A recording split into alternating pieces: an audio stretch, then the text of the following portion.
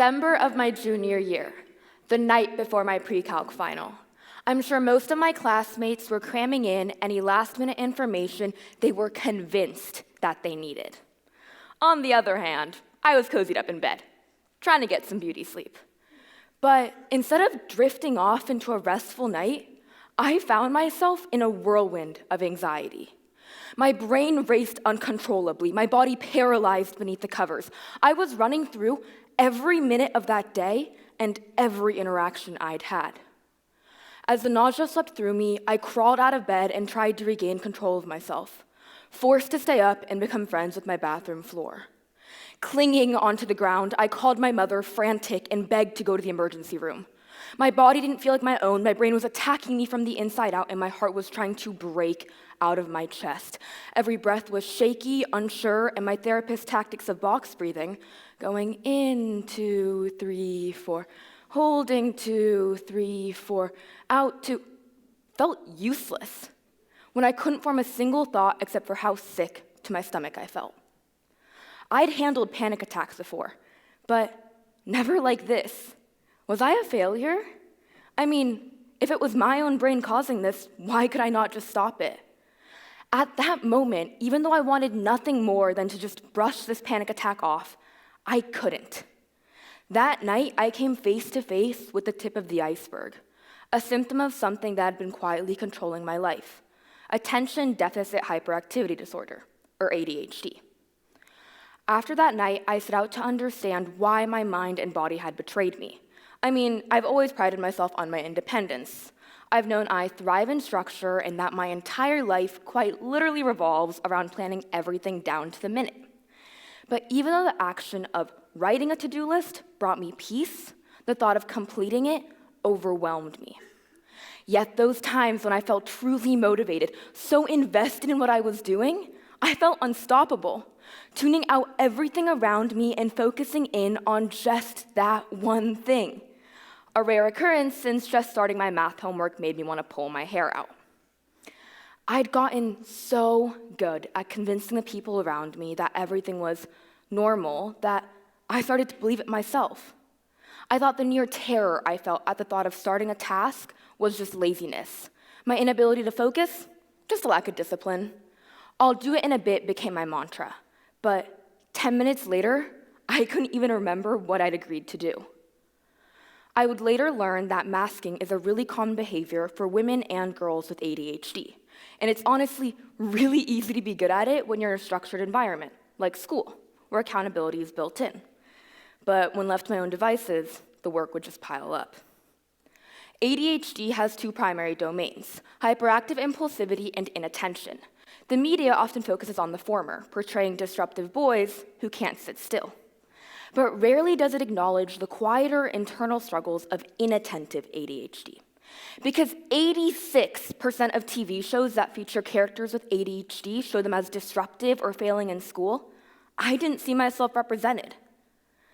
Freshman year, I reached out to a trusted adult about my concerns with my issues with motivation.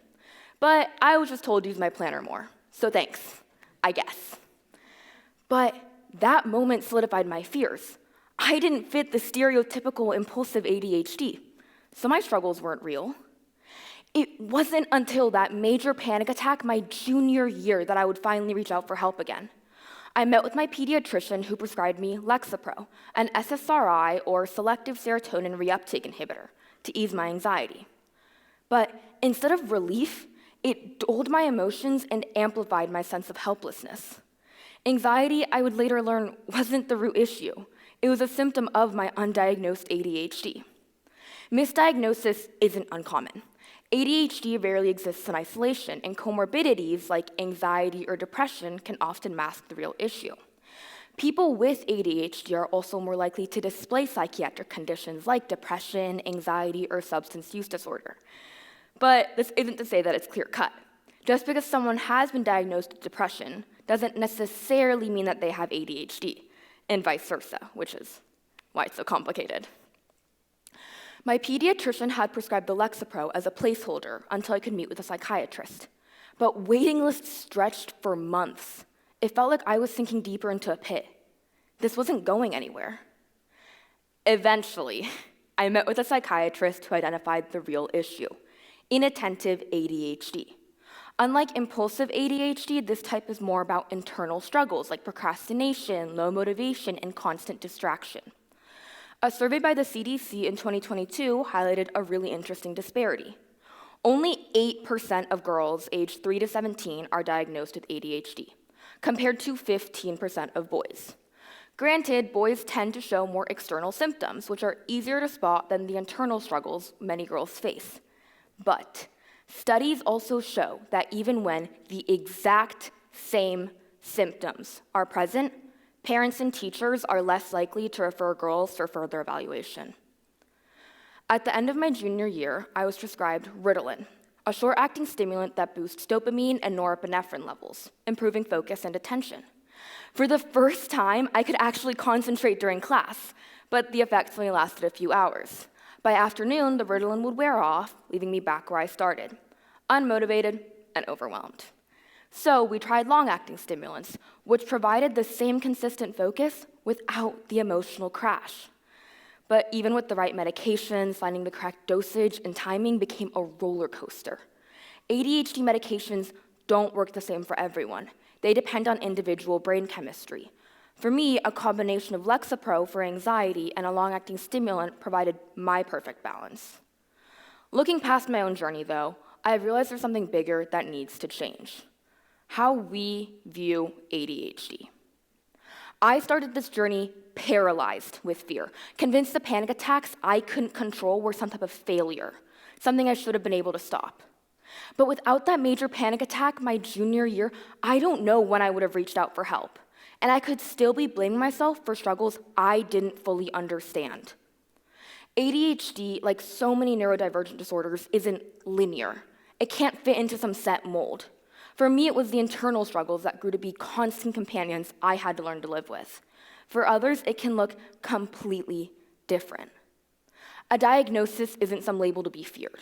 It's a tool to foster understanding and provide support, but it still shouldn't be thrown around lightly. Parents, educators, and peers play a critical role in recognizing when someone might need help, and instead of dismissing behaviors as just a phase, we need to create spaces for open conversations. And those with ADHD, I encourage you to reach out and advocate for yourselves. You deserve to find the tools and strategies that work for you. ADHD doesn't look the same for everyone, and its treatment isn't universal either. But with awareness and support, we can help people find clarity and control in their own lives. Because understanding and addressing ADHD isn't just about fixing what's wrong. It's about finding ways to thrive despite the circumstances. Thank you.